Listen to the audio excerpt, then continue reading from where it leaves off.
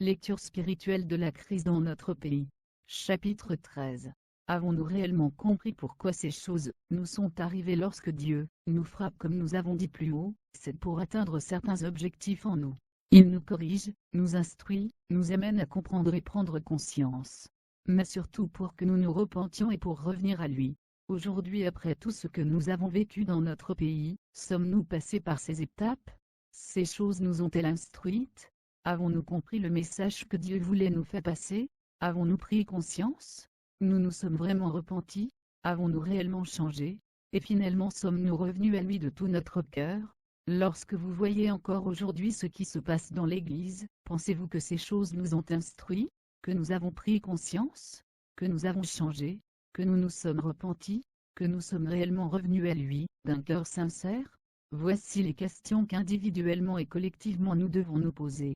Dieu dit, « Et moi, je vous ai envoyé la famine dans toutes vos villes, le manque de pain dans toutes vos demeures.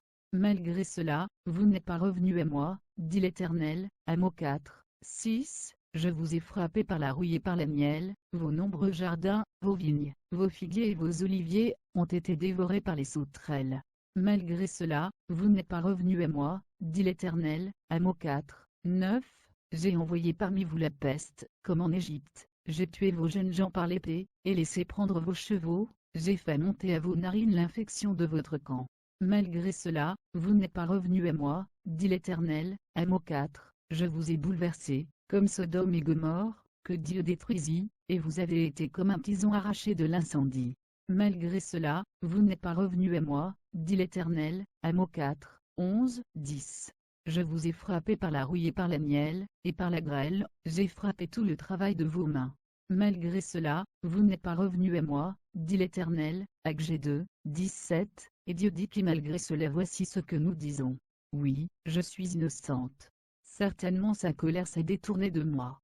Et Dieu répond et dit, voici, je vais contester avec toi, parce que tu dis, je n'ai point péché. Jérémie 2, 35. Ce sont les hommes politiques qui sont à la base de tout le mal que nous connaissons dans ce pays. Ce sont eux qui ont tout vendu le pays, mais moi je n'ai rien fait de mal. Mais, est-ce que l'Égypte et Babylone, qui ont tour à tour attaqué Israël et l'ont assujetti, étaient-ils plus saints? Non, pas du tout. Mais eux, ils n'avaient aucun engagement vis-à-vis de Dieu. Ils n'ont rompu aucun serment et aucune alliance avec Dieu. Le Seigneur les utilise pour amener son peuple à prendre conscience, et pour qu'ils comprennent que sans lui, ses ennemis auront toujours la victoire sur lui. Son objectif est que son peuple sur qui est invoqué son nom s'humilie, prie, et cherche sa face, et se détourne de ses mauvaises voies, pour qu'il exauce des cieux, qu'il lui pardonne son péché, et guérisse son pays. Le juste possède le pays. Mais aujourd'hui encore, la main du Seigneur est tendue contre nous, et ne s'est pas encore abaissée. Nous avons élevé la voix vers lui, pour le supplier pour que le malheur s'éloigne de nous, mais Dieu ne nous a pas écoutés. Le malheur annoncé contre nous, sont arrivés dans ce pays, et nous avons été confondus par le Seigneur. Et, il dit, ne t'irrite pas contre les méchants, n'envie pas ceux qui font le mal, car ils sont fauchés aussi vite que l'herbe, et ils se flétrissent comme le gazon vert. Confie-toi en l'Éternel, et pratique le bien, et le pays pour demeure et la fidélité pour pâture. Fais de l'Éternel tes délices, et il te donnera ce que ton cœur désire. Recommande ton sort à l'Éternel, mets en lui ta confiance, et il agira. Il fera apparaître ta justice comme la lumière, et ton droit comme le soleil à son midi. Garde le silence devant l'Éternel, et espère en lui, ne tirez pas contre celui qui réussit dans ses voies, contre l'homme qui vient à bout de ses mauvais desseins. Laisse la colère, abandonne la fureur, ne tirez pas, ce serait mal faire. Car les méchants seront retranchés, et ceux qui espèrent en l'Éternel posséderont le pays. Encore un peu de temps, et le méchant n'est plus, tu regardes le lieu où il était, et il a disparu. Les misérables possèdent le pays, et ils jouissent abondamment de la paix. Le méchant forme des projets contre le juste, et il grince des dents contre lui. Le Seigneur se rit du méchant, car il voit que son jour arrive. Les méchants tirent le glaive, ils bondent leur arc, pour faire tomber le malheureux et l'indigent, pour égorger ceux dont la voie est droite. Leurs glaives entrent dans leur propre cœur, et leurs arcs se brisent. Mieux vaut le peu du juste que l'abondance de beaucoup de méchants, car les bras des méchants seront brisés, mais l'Éternel soutient les justes. Psaume 37, 4, 17. Alors il est question ici dans ce texte du méchant et du juste. Qui est donc le juste, et qui est le méchant? Il n'est pas parlé du croyant, ou celui qui a la foi en Jésus. Il est plutôt parlé de l'homme intègre. L'homme de Dieu continue pour dire, l'Éternel connaît les jours des hommes intègres, et leur héritage dure à jamais. Ils ne sont pas confondus au temps du malheur, et ils sont rassasiés au jour de la famine. Mais les méchants périssent, et les ennemis de l'Éternel, comme les plus beaux pâturages, ils s'évanouissent en fumée. Le méchant emprunte, et il ne rend pas, le juste est compatissant, et il donne. Car ceux que bénit l'Éternel possèdent le pays, et ceux qu'il maudit sont retranchés. L'Éternel affermit les pas du juste, et il prend plaisir à sa voie. S'il tombe, il n'est pas terrassé, car l'Éternel lui prend la main. J'ai été jeune, j'ai vieilli, et je n'ai point vu le juste abandonné, ni sa postérité mendiant son pain. Toujours il est compatissant, et il prête, et sa postérité est bénie. Détourne-toi du mal, fais le bien, et possède à jamais ta demeure. Car l'Éternel aime la justice, et il n'abandonne pas ses fidèles, ils sont toujours sous sa garde, mais la postérité des méchants est retranchée. Les justes posséderont le pays, et ils y demeureront à jamais. La bouche du juste annonce la sagesse, et sa langue proclame la justice. La loi de son Dieu est dans son cœur, ses pas ne chancellent point. Le méchant épie le juste, et il cherche à le faire mourir. Psaume 37, 18, 32. Observe celui qui est intègre, et regarde celui qui est droit, car il y a une postérité pour l'homme de paix. Psaume 37, 37. Qui est le juste possède le pays? Est-ce le chrétien le juste? Faut-il seulement croire au Seigneur Jésus pour être injuste? Et les chrétiens qui vivent aujourd'hui dans la désobéissance, dans l'impudicité, les menteurs, les orgueilleux, les cupides, ceux qui s'adonnent au culte de l'argent, comme on le voit aujourd'hui dans notre Église, tous ceux-là qui disent croire au Seigneur Jésus, sont-ils les justes et les intègres dont David parle? Voici encore quelques paroles, qui nous situent sur ce dont il est question. Le méchant forme des projets contre le juste.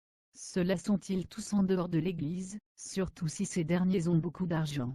Mieux vaut le peu du juste, que l'abondance de beaucoup de méchants.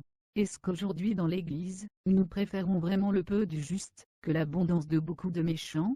Les justes ne sont pas confondus au temps du malheur, et ils sont rassasiés au jour de la famine. Est-ce que cela est vrai dans notre Église d'aujourd'hui? Le méchant emprunte, et il ne rend pas. Combien sont les chrétiens et pasteurs qui empruntent, et qui rendent ce qu'ils ont emprunté? Le juste est compatissant, et il donne. Êtes-vous sûr que c'est ce que nous voyons dans l'Église aujourd'hui? Le Seigneur prend plaisir à la voix du juste.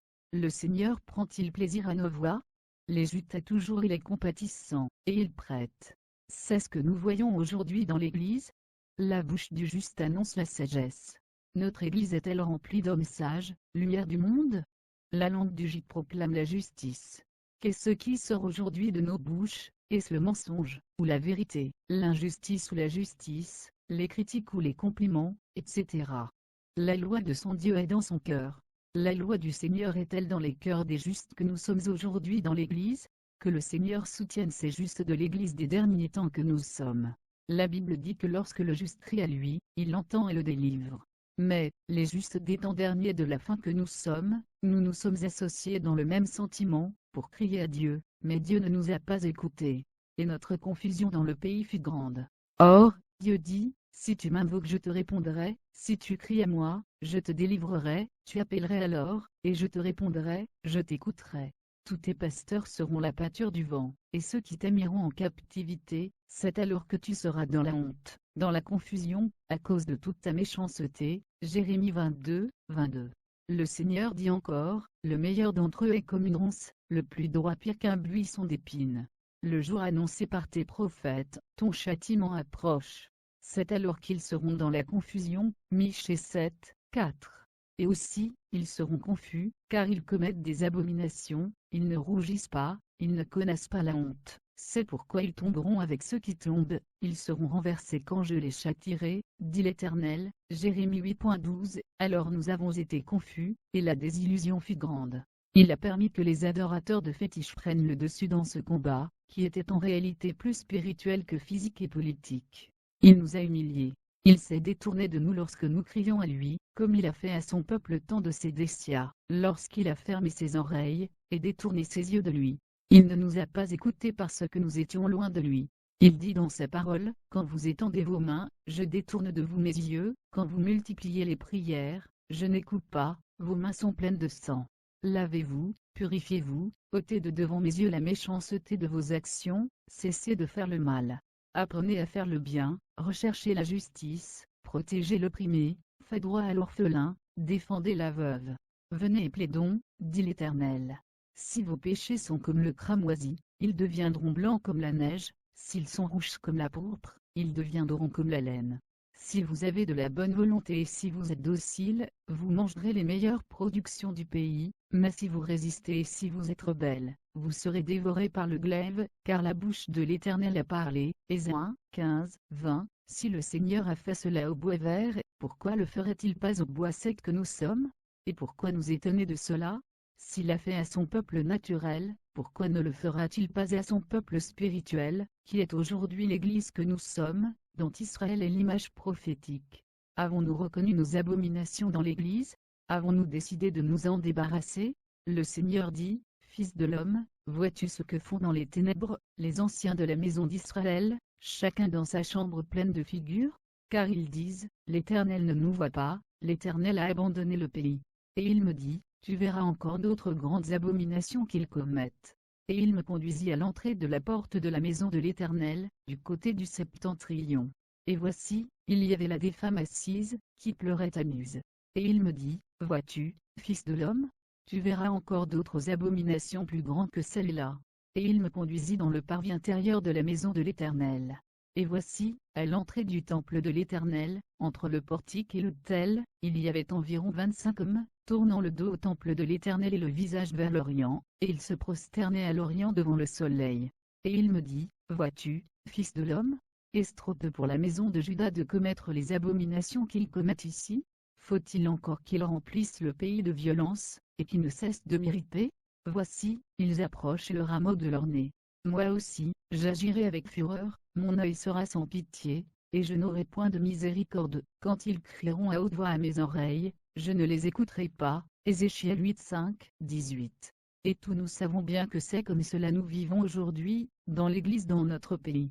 Nous adorons dans l'obscurité de nos chambres, toutes espèces de figures. Ce sont ces figures qui nous caractérisent. Ce sont leurs caractères et attributs qui se voient dans l'Église, et non le caractère et attribut du Saint-Esprit. Puis il cria d'une voix forte à mes oreilles, approchez, vous qui devez châtier la ville, chacun son instrument de destruction à la main. Ézéchiel 9, 1. Et lorsque vous voyez encore aujourd'hui ce qui se passe dans l'Église, pensez-vous que nous avons compris ce que la main de Dieu a fait, et continue de faire dans ce pays, pour que ces choses nous instruisent? Avons-nous réellement compris ce qui est arrivé? Avons-nous pris conscience? Sommes-nous réellement repentis de nos forfaits et de nos péchés? Avons-nous changé? Sommes vraiment revenus à lui de tout notre cœur? Comment rétablir l'alliance avec Dieu? La Bible dit, le roi Josia fit assembler auprès de lui tous les anciens de Juda et de Jérusalem. Puis il monta à la maison de l'Éternel, avec tous les hommes de Juda et tous les habitants de Jérusalem, les sacrificateurs, les prophètes, et tout le peuple, depuis le plus petit jusqu'au plus grand. Il lut devant eux toutes les paroles du livre de l'Alliance, qu'on avait trouvé dans la maison de l'Éternel. Le roi se tenait sur l'estrade, et il traitait alliance devant l'Éternel, s'engageant à suivre l'Éternel, et à observer ses ordonnances, ses préceptes et ses lois, de tout son cœur et de toute son âme, afin de mettre en pratique les paroles de cette alliance, écrites dans ce livre. Et tout le peuple entra dans l'alliance. 2 Rois 23, 1, 3. Après avoir rétabli l'alliance qu'avait faite avec ses pères et son peuple, le roi ne s'est pas arrêté là.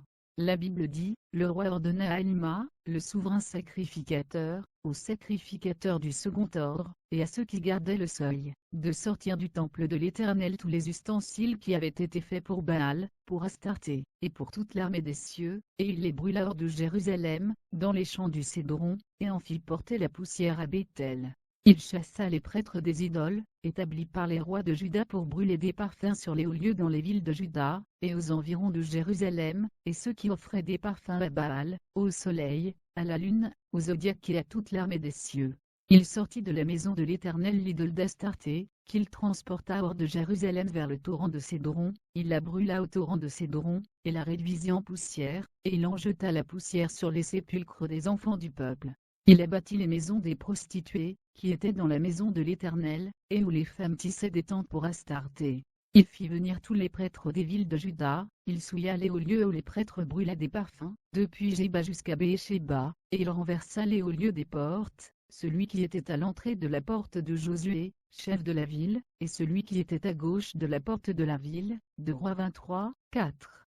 Notons que Dieu avait déjà depuis des siècles tissé son alliance avec le patriarche Abraham, lui et sa postérité. L'alliance que Dieu a tissée avec eux, est une alliance éternelle.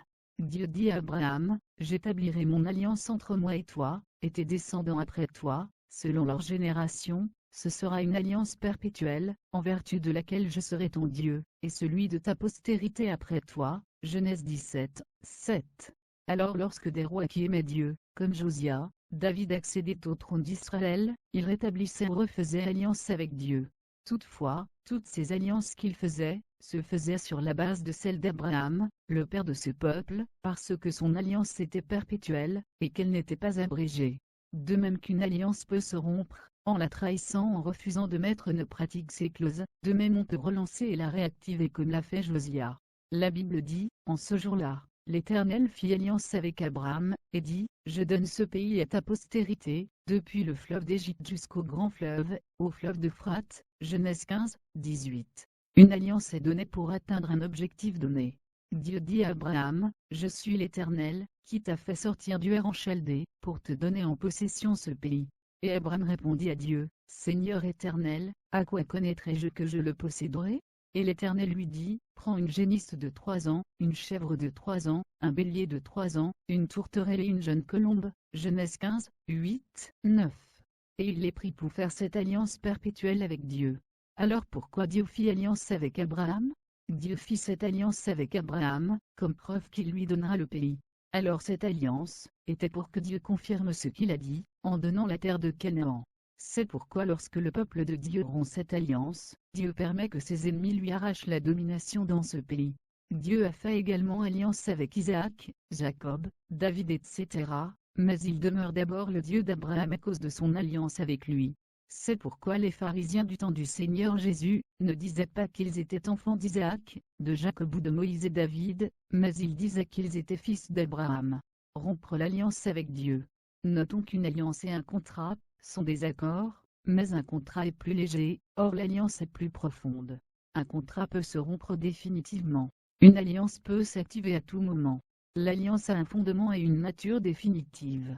Un contrat a une nature physique et morale, mais l'alliance a plutôt une nature spirituelle. Les contrats aujourd'hui se font le plus souvent avec un stylo, une feuille avec quelques mots et surtout une signature. Or, la plupart des alliances que nous connaissons aujourd'hui, sont des héritages ancestraux.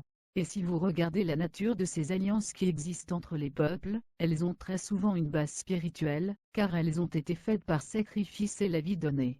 Par exemple au sud-ouest de la Côte d'Ivoire, il existe des alliances entre les peuples qui ont été faites sur la base de sacrifices. Ce sont des alliances que les peuples faisaient en sacrifiant un être humain qu'ils coupaient en 2 parties, et chaque peuple emporte avec lui une moitié de ce sacrifice.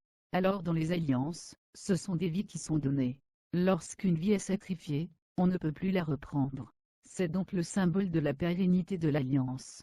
Comme nous l'avons dit, ce n'est pas parce qu'une alliance a un caractère perpétuel qu'elle ne peut pas se rompre. Une alliance peut se rompre. Elle se rompt par la décision et par la volonté d'une partie. Comme nous le disons, il ne s'agit pas de proclamer solennellement haut et fort avoir une alliance avec une tierce partie, que l'alliance est contractée et effective. Ce n'est pas non également de cette façon une alliance est rompue. Tous les accords ont des clauses, et la meilleure façon de rompre ces accords, c'est de refuser d'elles respecter. Étant donné que les alliances ont une nature pérenne, leurs actions ne disparaissent pas, mais elles changent. Malédiction et bénédiction. Le Seigneur dit à son peuple, « Si tu obéis à la voix de l'Éternel, ton Dieu, en observant et en mettant en pratique tous ces commandements que je te prescris aujourd'hui, l'Éternel, ton Dieu, te donnera la supériorité sur toutes les nations de la terre. » Et il ajoute, « Voici toutes les bénédictions qui se répandront sur toi et qui seront ton partage, lorsque tu obéiras à la voix de l'Éternel, ton Dieu, tu seras béni dans la ville, et tu seras béni. » Deutéronome 28, 1. Mais en contrepartie, il leur dit, « Mais si tu n'obéis point à la voix de l'Éternel, ton Dieu, si tu n'observes pas et ne mets pas en pratique tous ces commandements, et toutes ces lois que je te prescris aujourd'hui, voici toutes les malédictions qui viendront sur toi et qui seront ton partage. Tu seras maudit dans la ville, et tu seras maudit dans les champs. » Deutéronome 28, 16. Alors voici les avantages et les conséquences qui sont rattachés à une alliance. Nous comprenons alors que rompre une alliance est un revers, et Israël a longtemps connu cela. Existe-t-il un peuple qui est béni de la part de Dieu, comme le peuple d'Israël par Dieu? Nous ne pensons pas. Lorsque nous comptons le nombre de savants, les inventions, les hommes les plus riches, c'est pour cela le peuple de Dieu a été plusieurs fois vaincu par leur ennemi. Il a été dispersé à travers tout le monde entier. Il a même menacé de disparition. Plusieurs siècles plus tard, il a retrouvé la terre de leurs ancêtres. Les terres les plus arides de la Palestine leur ont été accordées, mais malgré cela ils furent les premiers producteurs de fleurs au monde. Ils ont également toujours eu la victoire sur tous les pays qui les entourent. Pourquoi tout ce succès? C'est à cause de cette alliance que Dieu a fait à leur père Abraham. Mais aussi, connaissez-vous un peuple qui a plus souffert dans leur vie que ce peuple? Nous, pourquoi? C'est à cause de cette même alliance, qu'ils sont bénis, mais aussi, qu'ils sont maudits. Mais tout dépend de leur responsabilité et de leur action vis-à-vis de l'alliance avec Dieu. Lorsqu'ils obéissent à cette alliance, ils sont bénis, mais lorsqu'ils désobéissent à cette alliance, ils sont maudits. La force de l'alliance. Notons que la valeur d'une alliance, son impact et la puissance dépendent de la qualité de son symbole avec lequel elle est scellée. Autrefois nous étions dans plusieurs alliances tissées de façon consciente ou inconsciente, de gré ou de force. Après que les temps furent accomplis, Dieu lui aussi a décidé de faire son alliance. Pour le faire, il n'a pas voulu le faire avec un symbole ordinaire, de peu valeur. Il a voulu faire une alliance à sa mesure, à la mesure de Dieu. Il a voulu faire une alliance dont la valeur, l'impact et la puissance dépassent de loin toutes les autres alliances que les hommes ont pu faire depuis que le monde a été créé. Pour cela il n'a pas voulu le faire avec un homme, même le plus saint des hommes et le plus riche. Il n'a pas non plus voulu sacrifier un ange, même le plus grand. Il a sacrifié son propre fils, son fils unique qui est lui aussi Dieu comme le Père. Pour toi et moi, Dieu, celui qui est le véritable Dieu, a lui-même le sacrifié. Maintenant ce sacrifice est là pour quiconque veut établir dans cette alliance avec Dieu, tous ceux qui veulent faire partie de cette alliance qui surpasse toutes les autres alliances, tous ceux qui veulent entrer dans cette alliance qui brise la force et la puissance de toutes les autres alliances d'autrefois, puissent le faire en acceptant cette nouvelle alliance. C'est pourquoi l'apôtre Paul dit, il a effacé l'acte dont les ordonnances nous condamnaient et qui subsistait contre nous, et il l'a détruit en le clouant à la croix. Il a dépouillé les dominations et les autorités, et les a livrées publiquement en spectacle, en triomphant d'elles par la croix. Colossiens 2, 14, 15.